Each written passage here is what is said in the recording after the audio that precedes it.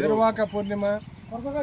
ఈ రోజున వ్యవసాయ విధానంలో మనకి తొలి రోజు రైతు కుటుంబంలో మొదటి పండగ. ఈ తొలి రోజున మనం గతంలో చూసుకున్నట్టయితే నౌకరీ వ్యవస్థ ఉండేది. ఈ రోజున పశువులన్నింటినీ కూడా పోషించుకోవడానికి, ఎడ్లను పోషించుకోవడానికి ఒక నౌకరు ఉండేవాడు. ఆ నౌకరిని ఈ రోజునే ఒక నౌకరి ఇంటి నుంచి ఇంకో రైతుకి మారాలంటే ఆ నౌకరు ఈ రోజునే మారేటువంటి ప్రయత్నం. అయితే ఆ రోజున షడ్రసోపేతమైన భోజనం, నూతన వస్త్రాలు ధరించి ఒక పెళ్లి కొడుకుని ఏ విధంగా స్వాగతం పలికి తీసుకొస్తారో ఆ రోజున ఇంటికెళ్ళి రైతు వెళ్ళి ఆ నౌకరి ఇంటికి వెళ్ళి తీసుకొచ్చి ఉన్నటువంటి విధానం అది చాలా గొప్ప పండుగ, వేడుకగా జరిగేటువంటి ప్రయత్నం. అటు నౌకరింట్లో కానీ రైతు ఇంట్లో కానీ పెద్ద పండుగ రోజు ఈ రోజున. మరి ముఖ్యంగా ఈ రోజున మనం ఎందుకు చేస్తున్నామంటే ఈ రోజున ప్రథమైనటువంటి రోజున వ్యవసాయాలు ప్రారంభించేటువంటి రోజులు ఇవి. అందుకని తొలిసారిగా మనం చేసుకునేటువంటి ప్రయత్నంలో ఇవాళ మనం చక్కగా ప్రకృతిని పూజించే ప్రయత్నంలో మనం ఉండాలి. అందుకోసం భూతల్లిని మనం చక్కగా పూజించుకున్నాం. వినాయకుని విఘ్నేశ్వరుడితో సహా చక్కగా అందరం కలిసి భూతల్లిని పూజించుకున్నాం. తర్వాత ఇవాళ గతంలో మన పురాణ ఇతిహాసాల్లో చూసుకున్నట్టయితే శివుడు మామూలుగా నందీశ్వరుని అన్నాడంట.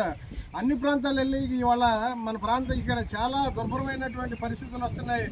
వారానికి ఒక రోజు భోజనం, ప్రతిరోజు తలస్నానం అని చెప్పేసి సాటింగ్ వేసినామంటే నందీశ్వరుడు చూసినప్పుడు ఆలోచించాడంట, వారం రోజుల పాటు తలస్నానం చేయటం ఏంటి, ఒక రోజు భోజనం చేయటం ఏంటంటే విధానాన్ని అతని అభిప్రాయాన్ని మార్చుకుని నందీశ్వరుడు ప్రతిరోజు భోజనం, ఒకరోజు స్నానం వారానికి అనేటువంటి చెప్పడం చేత ఏమని సాటింపేశామని మహేశ్వరుడు అడిగితే చెప్పాడంట నందీశ్వరుడు, ఏమన్నా అక్కడ మీరు అన్నట్టుగా ఎట్లా బతుకుతామనే కన్నా కూడా అసలు బతకడం కష్టంగా ఉంది ఇప్పుడు, అందుకని అసలు తినటమని చెప్పేసి వరం ఇచ్చి వచ్చానంటే అందుకోసం నువ్వు ఎవరైతే నేను చెప్పిన దానికి విభిన్నంగా నువ్వు వ్యవహరించావు కాబట్టి, వాస్తవానికి విభిన్నంగా నువ్వు ప్రవర్తించావు కాబట్టి నువ్వు ఆ కుటుంబాలకి నువ్వే పెద్ద కొడుకు అయ్యి కష్టపడి అహోరాత్రులు శ్రమించి వాళ్ళకి అన్నపాదులు అందించే దానికి నువ్వు ప్రయత్నం చేయాలని శివుడు చెప్పినప్పుడు నందీశ్వరుడు దానికి ఇష్టపడి వచ్చి మన ఇంటికి పెద్ద కొడుకై వ్యవసాయంలో కష్టం నష్టాలు భరించి అహోరాత్రులు శ్రమించి మనకున్నటువంటి ఆదాయ వనరులన్నింటినీ కూడా సమకూర్చడానికి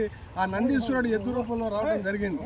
ఆ ఎద్దులను మనం ఇవాళ పూజించుకున్నాం, చక్కగా ఇవాళ దున్నుకున్నాం. 5 సార్లు అన్నయ్యాలనేటువంటి శాస్త్రం మనకి. కానీ ఇవాళ ప్రకృతి కరుణించాలి, భూమాత కరుణించాలి. ఈ రోజున చేసినట్టయితే చక్కగా చేసుకున్నట్టయితే మనం విఘ్నేశ్వరుడు పూజ చేసుకున్నాం, భూమి తల్లిని పూజించాం, ఈ ఎడ్లను పూజించుకున్నాం, ప్రకృతిని పూజిస్తున్నాం మనం.